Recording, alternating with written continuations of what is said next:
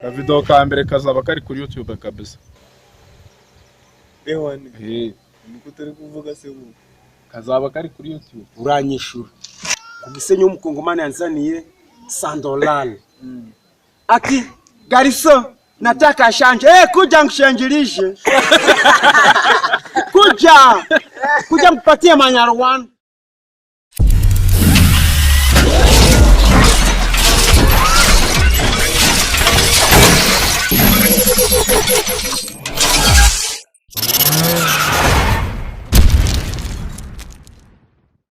Baidu umena machinje au kulaza na mafaranga.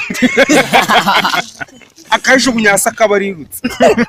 Ntabwo site bitaka mubwira ndi we ntana tano ngurampi byabuze nabyo. Kiruka.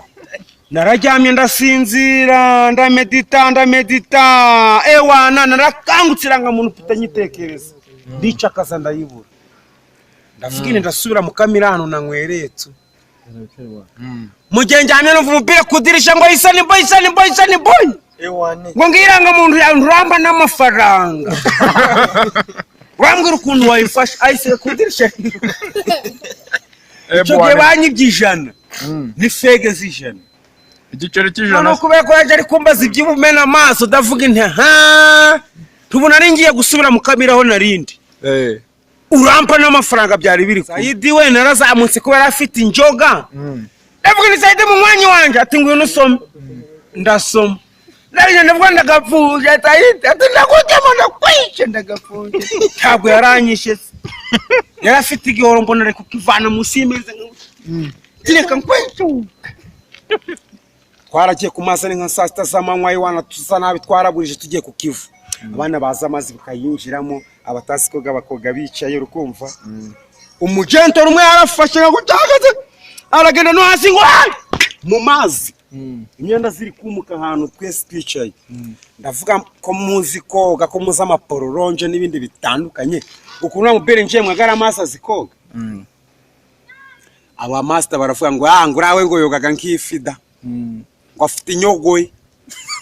Ndavuga ni waje mu mazi ngo afite inyogoye. Bafite inyogoye yogamo ngo burari koga nkifi ukuntu yasimbutse byo byonyine do. Nabonye afite inyogoye. Nabonye ko afite iyo nyogoye kabisa. None nje byarangiye ndavuga umuntu uzi koga yaza agafatura muntu takamufata ko. Nagiye kubona mbona masi garise ngurukije. Bese nambara vuba yiwe ndirukanka no muri marine. Ndavuga fandi umuntu ararohamye ati ngo ararohamye gose nabonye ku mazi hasi. Gentro bamusanze mu buye mindani. Baramuzamura twarakandaga ko nawe kazaje ndibonera urufuro niko rurukuza rw'amaraso ndavuga hasi nakubwiye yaba utaranyirukanye muri geto yawe ngubu nanugubu napfuye. Ako kanya mayite bahise bayijana mu bitaro.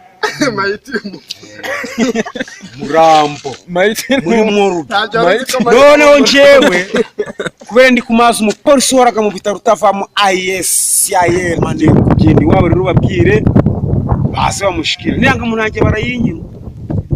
Yari mwana wa Gishanani. Gishanani cyaka ukigikira kinini kibyibushe. Gishanani kimugera hoti yatwibye inkoko atwiba intama twiba n'amahene ajana ibintu byo mu nzu byose ati turaje kugira yute genda babwira ko nta bene wabagira. Naragarutse rimigisi ndavuga fande rero abi wabo bambwiye ko batanamuzi ko n'icyo zina batarifite.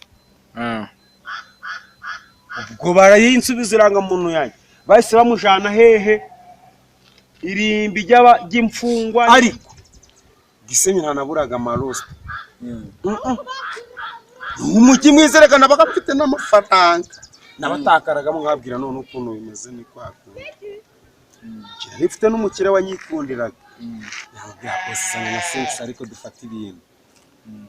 Umfati none ni kwakundi gala waje bakubwira ngwino mbonje ariko nta mubonjo Uzi papa cyangwe uranyangaga kwisi.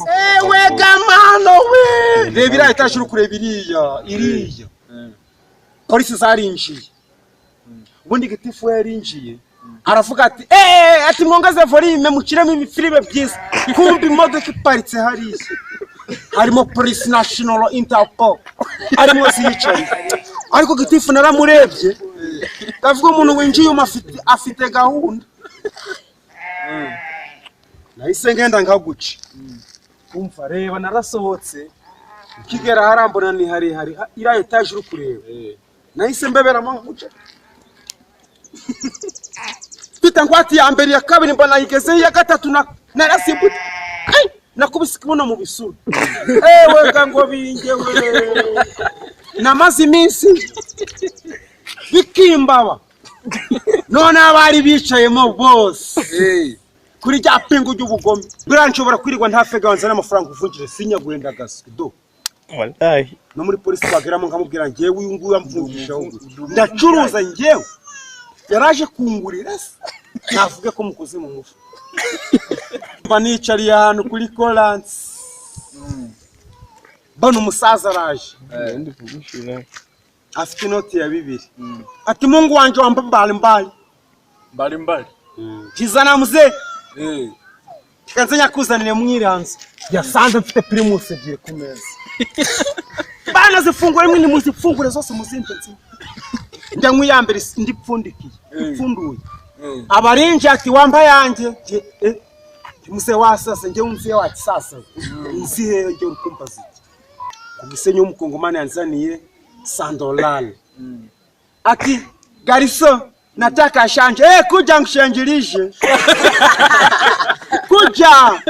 kuja mpatie manyarwanda yampaye $100 ndavuga subiri kidogo niende pale niingie mule niende kukamata shanje narudi na kupatia manyarwanda nakubise mulotila odagaza muri hotel timumbereze cyo kunywa kimesikuno muzane rikeri muzane michingi nafata mumpereze n'ibirahuri nchange abamvunje 55 saka noti ka habaga yinga zavuye mu Butaliyani hari zavuye mu Buholandi urukumva ni inka nziza cyane shabanyitiza nimbo uyu mujumba wa majoro ufite inka nyinshi cyane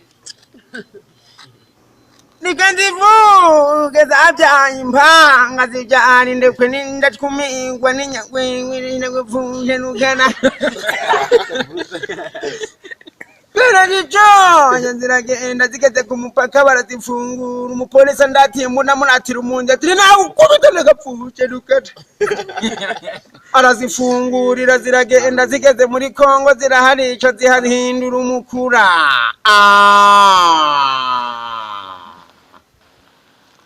Leta nkubwire sinokubesha nagapfuje nukata Databu jambonya aravuga ati sinokwirukana nzokugurira ikabuti ni bote n'ingofero